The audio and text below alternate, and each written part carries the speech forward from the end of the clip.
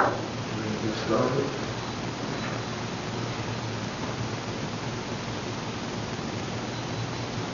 There we go. Right here.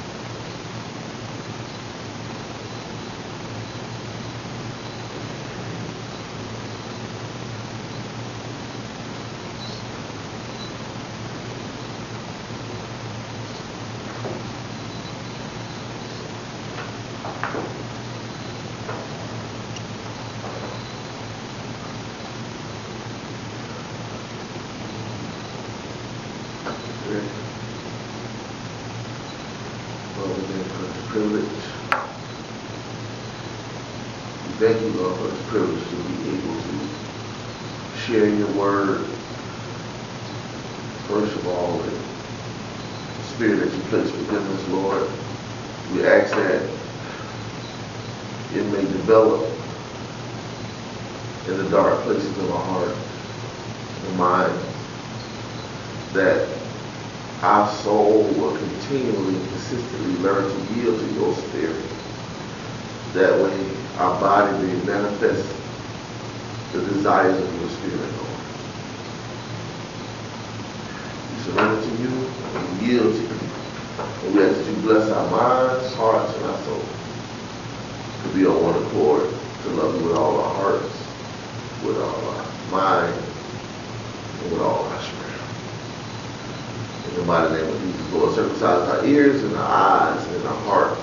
Circumcise our ears and our hearts so that we can hear and care about you more, Lord. Circumcise our eyes, our physical and spiritual eyes, so that we may be able to see you at a clearer reception and perception. Reduce us, Lord. Pull out of us what you need in us in the beginning. Everybody ready for transformation? In the name of the Lord, say amen. Amen. Amen.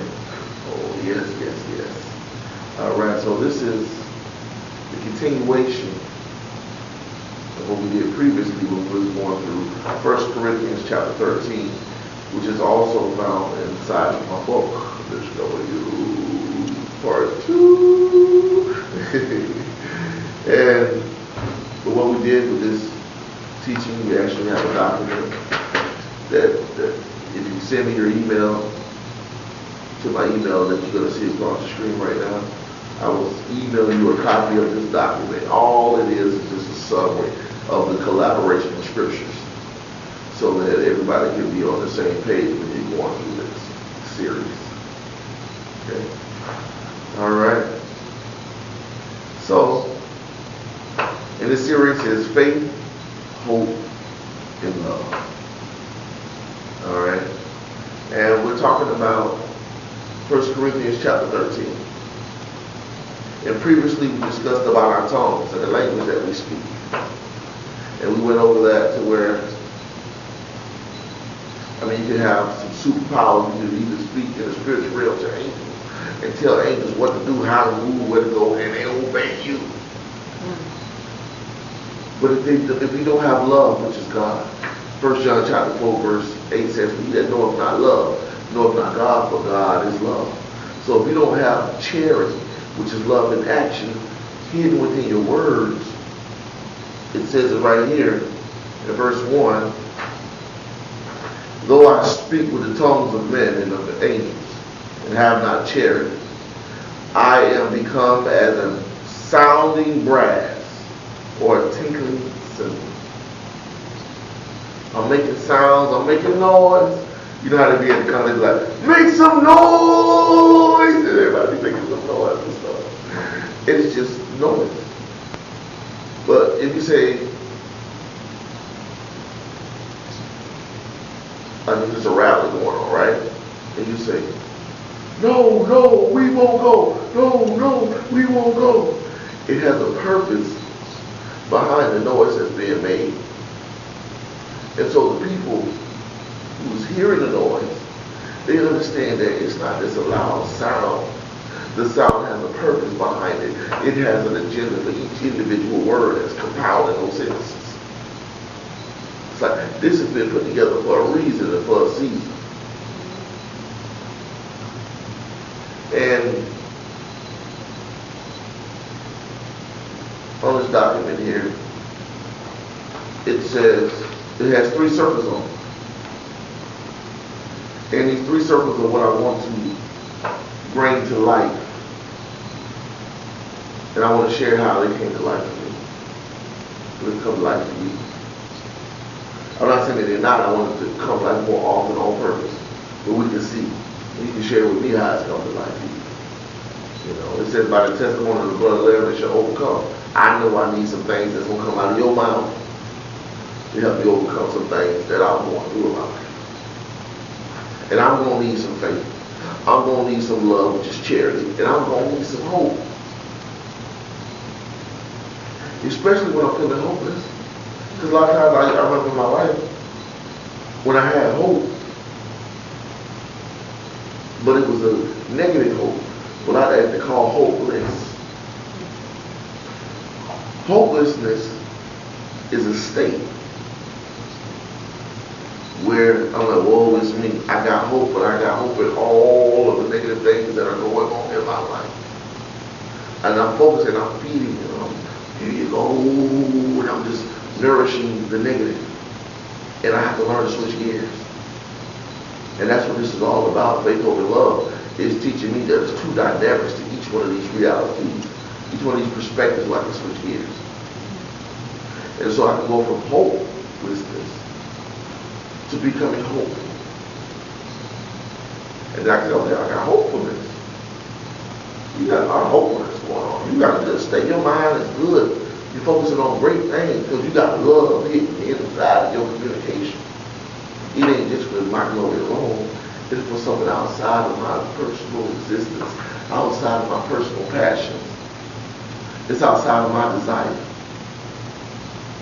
You see, when I step outside of me and I take that M in me and I flip the M upside down, the M-E, and I flip the M and then it transitions to we. Now I'm concerned about us staying together, us going to the next level. It ain't just a self-focused thing. I can't be enticed by my own selfish desires now because I'm stepping outside of the frame of me as an individual. And so I'm like, well, how would you like to be this? These are questions that I begin to ask myself. Because now I'm bringing the focus to the group that I'm in. And so I can grow. And we can grow together. And we go from hope, it's a leap. It's a leap. And last time we talked about the tongues, we talked about the gifts. Okay? And I'll just read it. 1 Corinthians chapter 13, verse 2. And though I have the gift of prophecy and understand all mysteries, all right? I understand all mysteries and I have all knowledge. And though I have all faith, so that I can remove mountains and have not charity, I am nothing. Now, I don't know if you caught that. I'm going to back out that again. It didn't just say prophecy. It didn't just break down what prophecy was. It says that though I have the gift of prophecy, not just any type of prophetic utterance. It says, and understand all mysteries. Because a prophet understands a mystery. Understand all mysteries is what it says. In all knowledge. So now I can break down the dynamics of that mystery that I understand. That I have all understanding about. And though I have all faith, faith is being able to bring something from the spiritual realm to the natural realm. Being able to cross realities and dimensions. So it's to pull from the presence of God to put it into your position and location. So to be able to draw from the power of God and drop it right into your yard. Have the power to do that. But if you don't have love, if you don't have charity, it says, I am nothing. I mean, not just any type of faith, the faith to move mountains, to remove a mountain.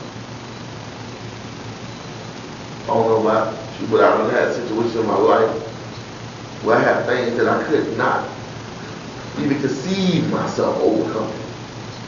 I felt so trapped in some situations in the past to where it was like a top to my casket. I was dead. Had no faith, I was dead.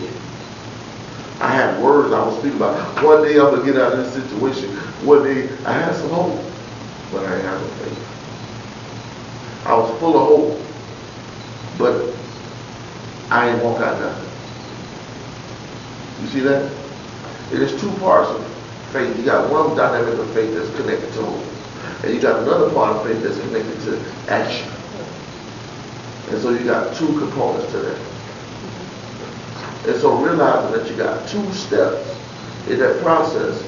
One step is, okay, I'm no longer hopeless. You see that? I'm transitioning to a hopeful state.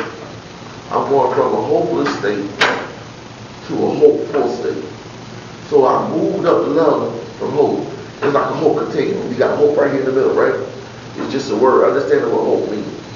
Hope means that you believe something is possible. I believe it's a possibility.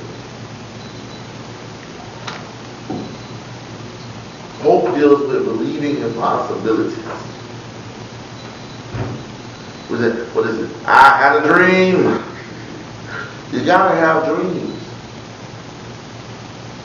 So when you have dreams, that means you're hopeful for a better situation, or even for a different situation. Because hope is zero. Zero is hope. You right here, zero is hope. Hope continuum, right? A continuum has a positive and a negative. Okay? So you got hope right here. Alright? Zero is hope.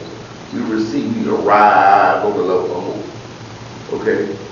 On hope you got language and you got your gifts, your abilities. You got what you can say and then you got what you can do. Right here in 1 Corinthians chapter 13, verse 1 and 2, the first one is talking about your language. Though I speak with the tongues of men and the tongues of angels. That means I'm wax strong with both. So I can talk to men in a way to where things can happen. I can talk to angels in a way where things can happen. Alright, so I know how to communicate. Genesis chapter 11, it talks about the power of communication and application. In Genesis chapter 11 in the Bible, it talks about the Tower of Babel. Okay? The Tower of Babel where they had one language and one speech. And they were able to build a tower in heaven. A tower, a structure that allowed them to connect with heaven in the spiritual realm. They were able to, because they had one language and one speech on earth. The Lord said, what you do on earth, what you release on earth, I will release in heaven. So because they had one language on earth, it transitioned into one language in heaven. It was able to speak with men, tongues of men, and it was able to learn and speak with the tongues of angels. In Genesis chapter 11. You see we're talking about right here in 1 Corinthians chapter 13, verse 1. Though I speak with the tongues of men and of angels, and have not charity. If I don't have the power and the source of God when I'm talking, I don't have a specific expectation as the foundation of how I'm saying what I'm saying, I become the sound of brass or a tingling song. You see that? I'm a mover and a shaker, but what am I moving? What am I shaking? And so, that's the language part. Hope. Would expose your language. So you got hope right here.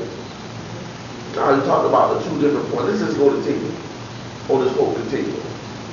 I like to call it the hope continuum. On this whole continuum, you got hope, which is 0. Point 0, you know what hope is.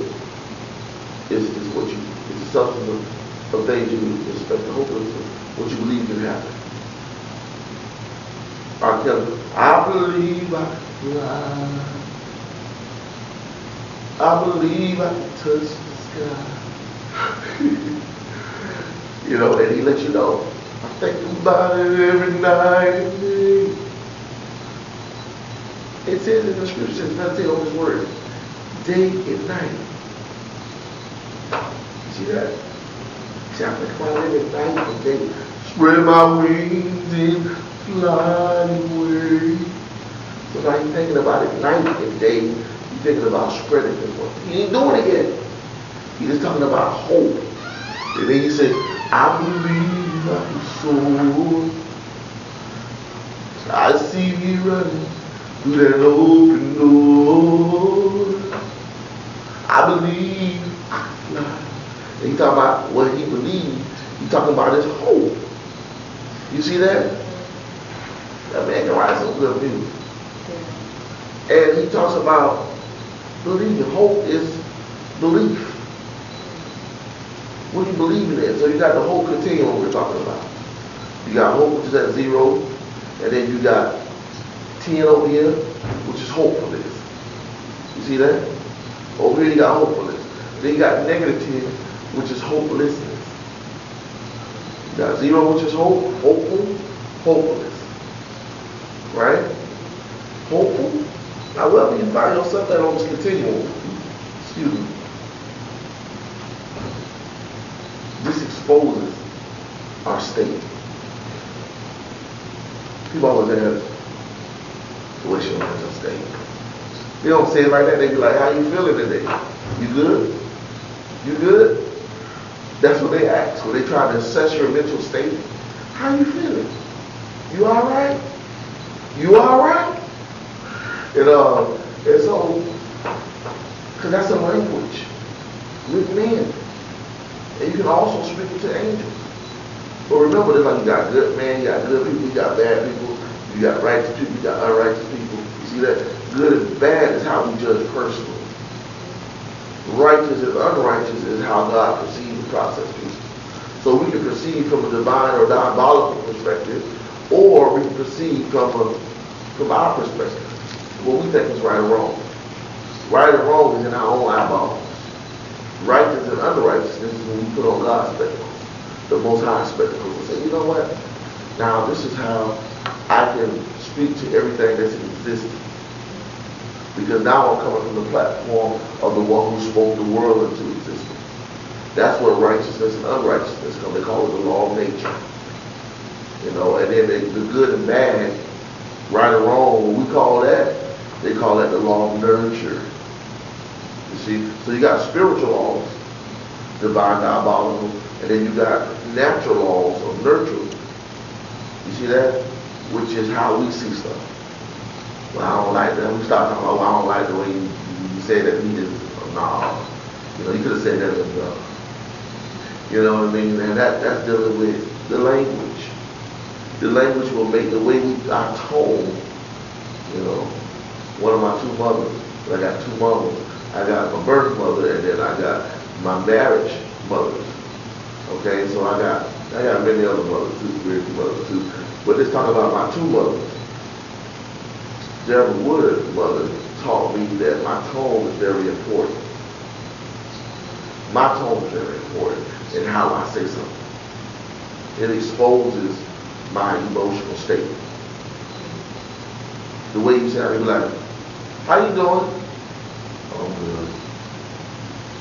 Be like, oh, I'm good. You know what I mean? It's like, people gonna process the way I deliver it. You know, and so I have to take time to assess myself, my state first. Looking at my situation that's in front of me and saying, okay, you know what? Am I hopeful or hopeless?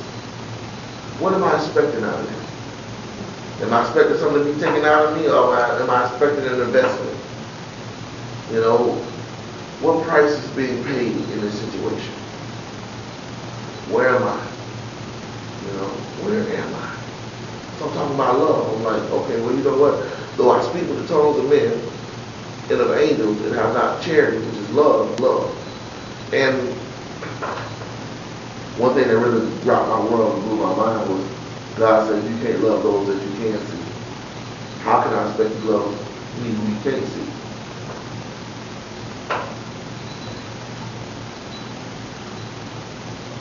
So I use that as kind of a gauge to see if my communication is based on the platform of love, on that whole spectrum. And so when I'm talking to my wife or my family members, you know, it reminds me of what my other mother said to me. And she's a legal counselor. She said to me, well, you know what? Everybody might not be ready for what you want to share with them. So if they are, that's great. If not, the person that you need to talk to will come along, but you got to wait and continue to look. And so I'm like, okay, I read this to my tone. How I say stuff, but then I got to continue to press because it is somebody out there that's going to help me with my goal, with my dream. But when I lose my focus, my hope, I'm going to say the hopelessness, I can't see that it is coming out in my communication. You know, if people ask you what's going on, well, you know, oh man, I feel like everybody's against me, trying to take me down, you know, and versus focusing on who's trying to take me up, who has been assigned to my dream, listening to their language, you know, because their language will give them away. It says your language will give you away. And what you mean? My language won't give me away. Away is like not like the Father giving away the ride, but yes, that too, because you have to give yourself. You have to say, I submit to your teachings. I submit to your help. Come help me. Can't nobody help somebody without their permission, unless they use force. I said again, can't nobody help them without their permission unless they utilize and activate force. And the Bible says the kingdom of God suffer violence, and the violent take by force. So when something is taken by force, it happens on the platform of violence.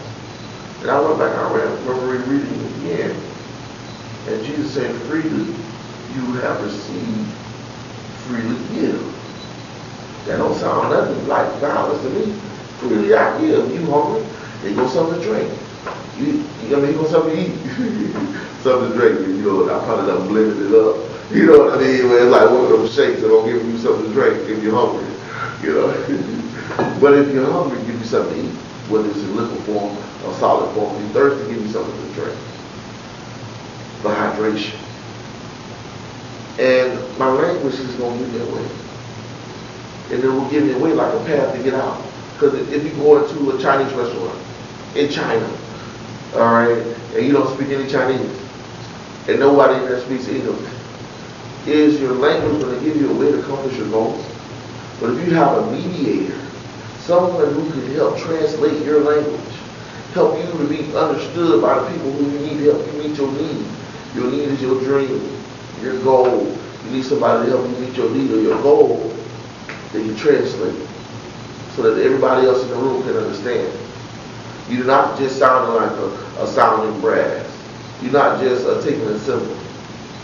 You're actually speaking from a platform of substance that can bring something to life. And so being able to have a translator say, you know, I need you, wow, what's up, that's Japanese. But to be able to say what you need to get out your mouth. Out of your mind, through your mouth, and into their mind. It's a process. That language. In Genesis chapter 11, it said they spoke one language in one speech. They had one language in one speech. And the power of having one language in one speech allowed them to build a tower to heaven. They said it was a build. Go back and check out Genesis chapter 11. They're talking about they not only professed it, but they produced it. You see that? They not only said it, they didn't just have hope. They hope had action to it. And it was a transition of just having a hopefulness state to that hope transitioning to faith. Faith is the substance of what you hope for and the evidence of what you do not see yet. That's in Hebrews chapter 11, verse 1. If you look on your faith, on your document right here, it actually says that right here as we go through here, it says, now faith is a substance of things hoped for and the evidence of things not seen. So you got evidence of things you ain't seen yet. That means you expecting something. Like, I'll give you a good example. Doing a job for somebody. Everybody probably cut a yard that I'm talking to, right? Cut a yard before. Cleaned up something before, right?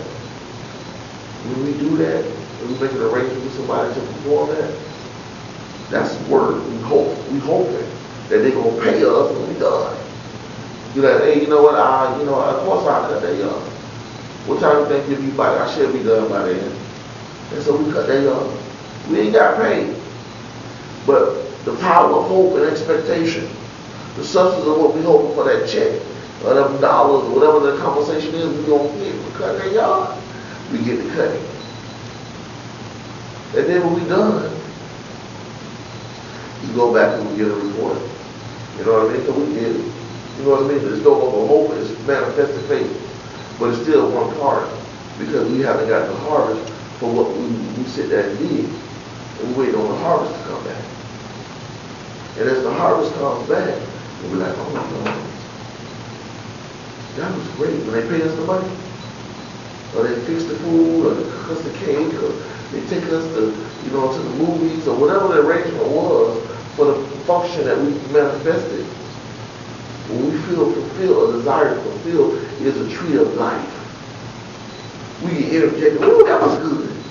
I don't know about y'all, but I have had jobs in my life that sometimes working those jobs, it was horrible. But I said to myself, you know what? I got this bill. Take care of my family. I got to take care of this bill. And so I'm going to go through this here moment in time, because this is going to pass. So I go through this moment in time, you see that? So that I can manifest the harvest. The harvest can come to life. What I'm expecting, what I'm hoping for. You see that? The substance of what I'm hoping for, I don't want to cancel that out because I didn't feel what was required out of me. You see that? Now, it's up to me how I walk in that hope. How I walk in that faith. Because I determine whether I'm going to be neutral, I'm not going to have no feelings, like an investment. Whether it happen or don't happen, it's still going to benefit me. Or whether I'm going to be nice. Ooh, you know what? I'm working unto the Lord. This is good, it was good. What you need? You want me to trim them trees too? Or I can be nasty. It's that same joke that didn't even pay my cousin for cutting his yard. But yeah, I'm going to cut it though. They better have my money. And so I can be nice, neutral, or nasty. You see, and that's a continuum too, of how to see how I'm manifesting my faith. And so I can start right here, just like with hope in the middle. You see that?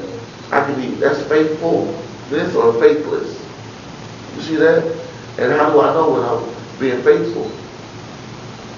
Because I'm going to have a good attitude. I'm going to be working like I'm working unto the Lord. No matter what they say or do to me, my goal is to finish where I started, to watch over my word to perform it.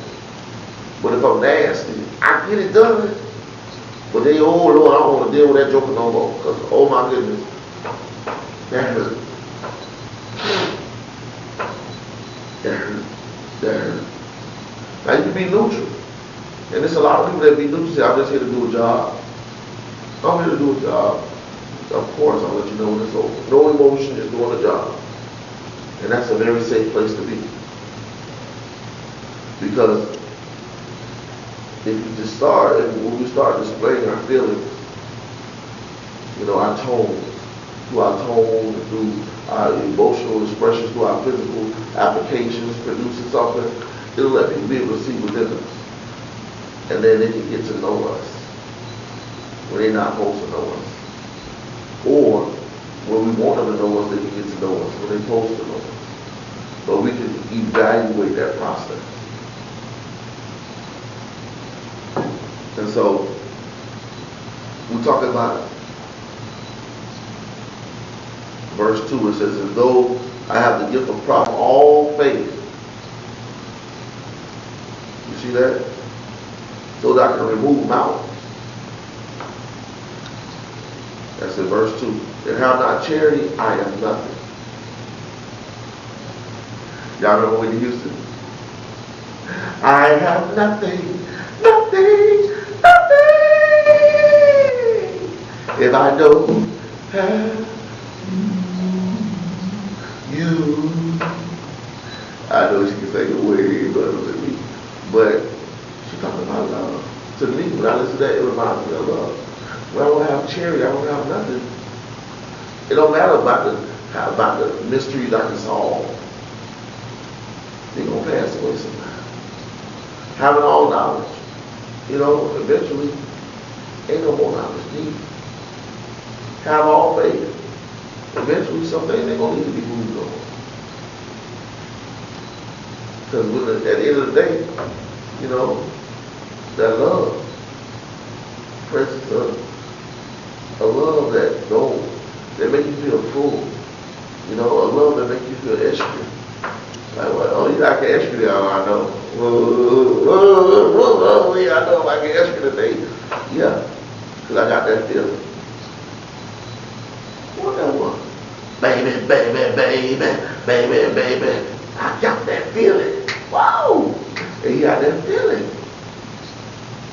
I can't remember that song, but it's going to come back to me.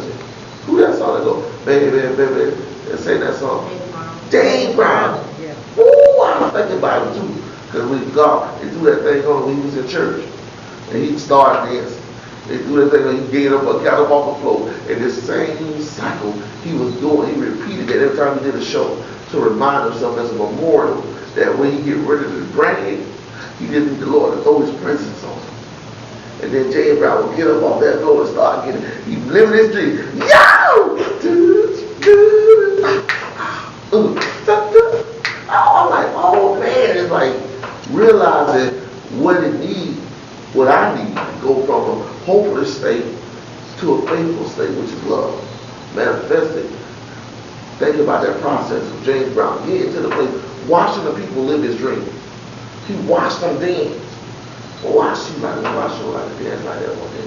And he had the courage to get out of his seat and to get in position. And he got down. He was praying for, Lord, help me, Lord, bless me with the power, Lord, with the ability to get down. Let me get down, Lord. And then the man threw that thing on. And he hit it. And then he started. He got up. Ooh, and he got down. Ooh, he got up and he got down. I watched a documentary about James Brown's life. And I realized, he wasn't the most perfect man. But that man, he moved with a lot of faith. They showed him on this one plane. He was going to see the truth. He said, we ain't going to get shot down. He said, I'm on a mission for God. Let's get down. I'm like, look at this man. He believed in his heart so blindly that he was aimed at something with a purpose. And the thing he aimed at, what he gonna get, what he gonna bring, is he gonna bring it, he gonna dance like he dancing for God. The Most High God. King Lord of all. That's what he's doing it. Oh, look at James Brown. Now, yes, he had a life. David was free. David killed a man. King David in the Bible, Solomon's father. This man killed a man so that he saw that woman, she was black like nighttime, like charcoal oil. King David was watching this woman, her name was Bathsheba. Yeah. She was from Ethiopia. When he saw this black, becalmed woman, and they talk about in the Song of Solomon, that wanted the woman like his mama, black like nighttime. And David saw this woman, and he put the husband on the front line. Because David had a guy with King David from the Bible. God with him. Now he repented. We realized that, he could have did it better. But he, you know what I'm saying? He made mistakes.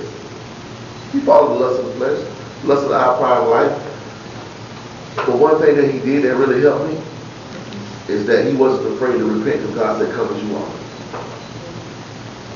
When when I realize I'm in a state and I can shift gears, okay, I'm not where I want to be in my relationship with God, I got to change my language. Not just with the people around me, you know what I'm saying, but also with the angels.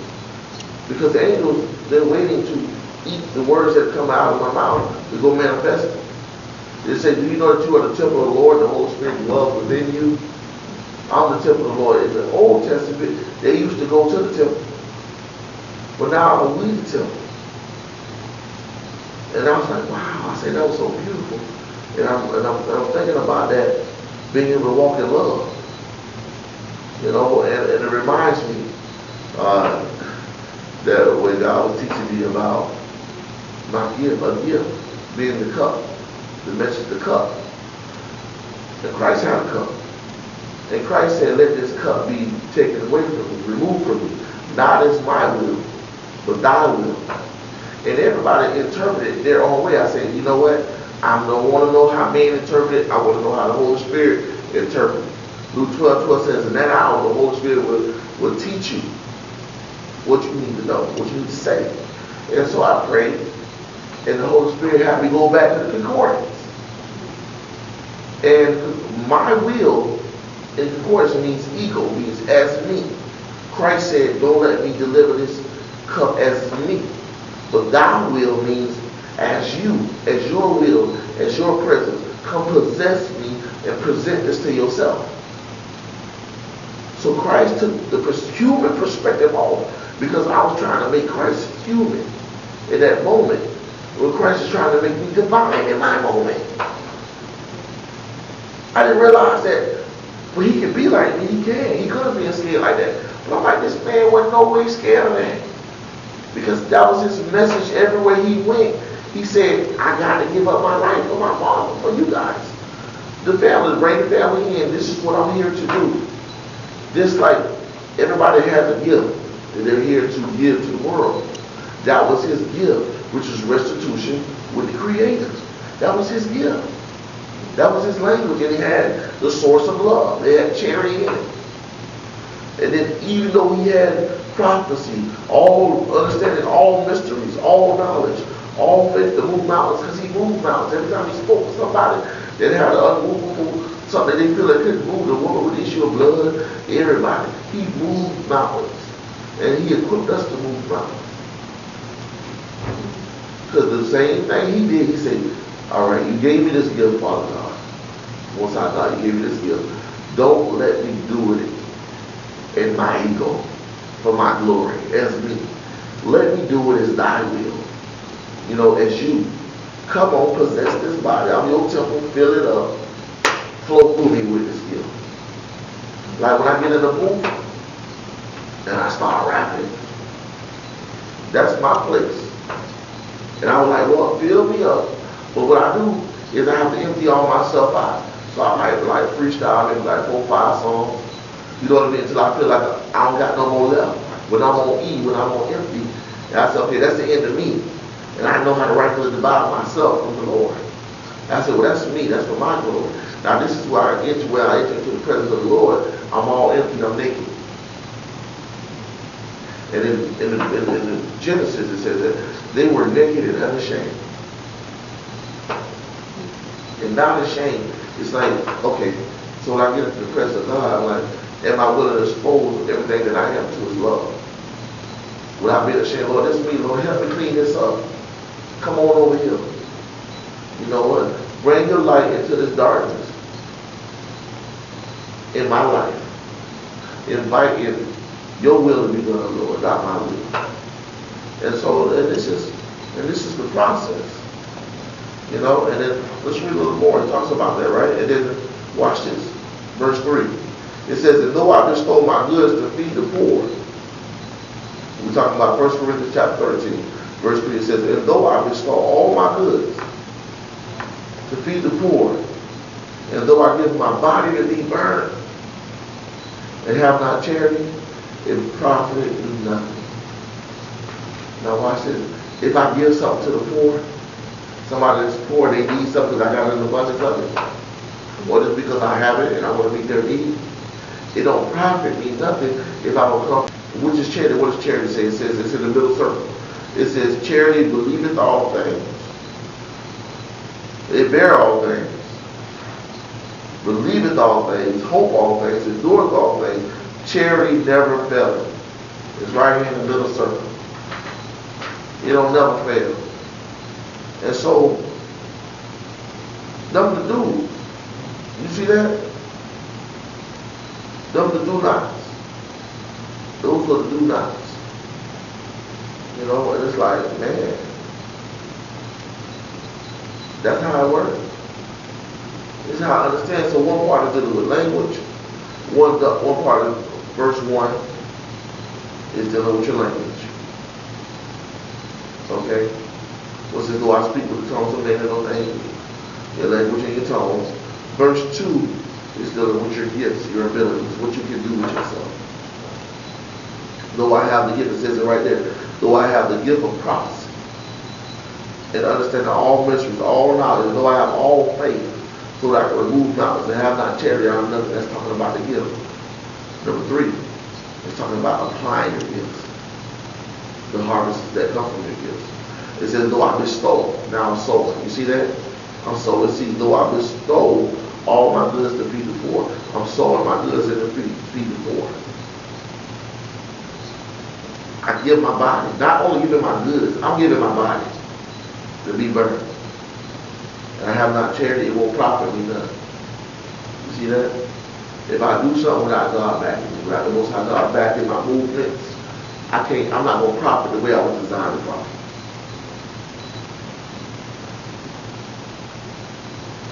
You see that? Language, your ability, and then doing something with expectation. Because the harvest, God gave me something a long time ago. You know, I sang it to myself when I'm feeling sad, or when I'm feeling really good. I'm at one extreme, I start singing it. And it's real simple. Something like this here.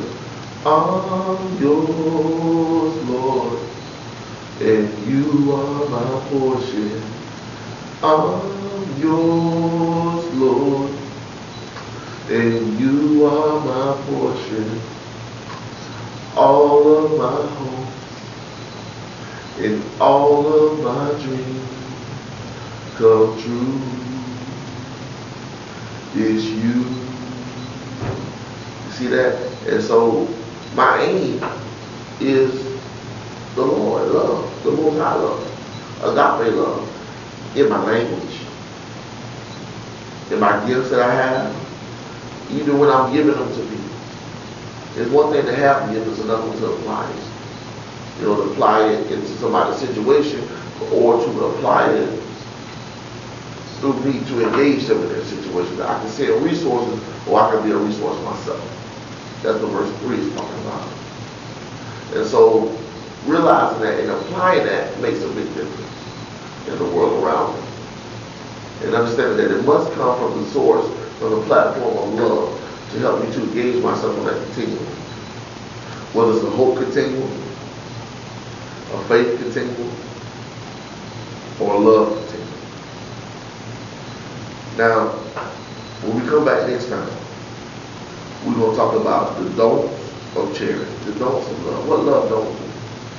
But we know what love do. It bear all things, it believe all things, it hope all things, it endures all things. Love never fails. Charity, love, it never fails.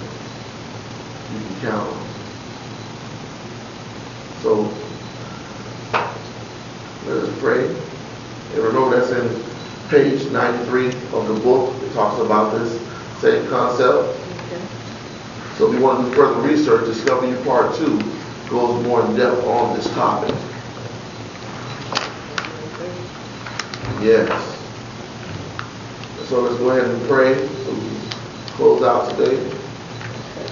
Lord, we thank you for the privilege to have you fill us up so you pour us out. To pour us out in our moments. To pour us out into a situation where we feel poor. And you said, let the poor say, I'm rich. So we say we're rich because of what the Lord has done for us, but what you have done for us, Lord. So we ask that you would bless our minds to be able to see, put the mind of Christ in us. Put your mind, the mind that you compose in us, Lord. Put the bit in our mouth so we can say what you need us to say in our situation. Put salve on our eyes so we can see from the perspective that you want us to see, not just our regular eyes, but our spiritual eye too. Circumcise our ears so we can hear what the Spirit is saying to the seven churches. Circumcise our heart so we can feel. Anoint our feet with the gospel of peace. So as we walk it out, you say your children know by their love. Your disciples will know by their love. And the meek shall inherit the earth. So teach us to speak like the meek speak. Teach us how to walk in your love. So we'll be identified as your offspring. And look like your first fruit. Bless us, Lord. Bless us, Lord. Bless us, Lord. Bless us, Lord. Hallelujah. Thank you for the privilege. Thank you for the guidance. When I say amen, I'm saying Yahshua HaMashiach. When I say amen, I'm saying the Alpha, the Omega, the beginning and the end. The one who holds the seven stars in his right hand and walk among the seven golden lampstands. The one who sits on the throne with the Father. Said, if you honor the one who sent me, you honor me. So when we honor the Son, we honor the Father. We are the body of the Son. When people honor us, they honor the Father. We walk out what the Father said us to walk out. Walk it out. Now walk it out. Now walk it out. You know, somebody made a song about walking stuff out. Walk it out. Walk it out. Amen.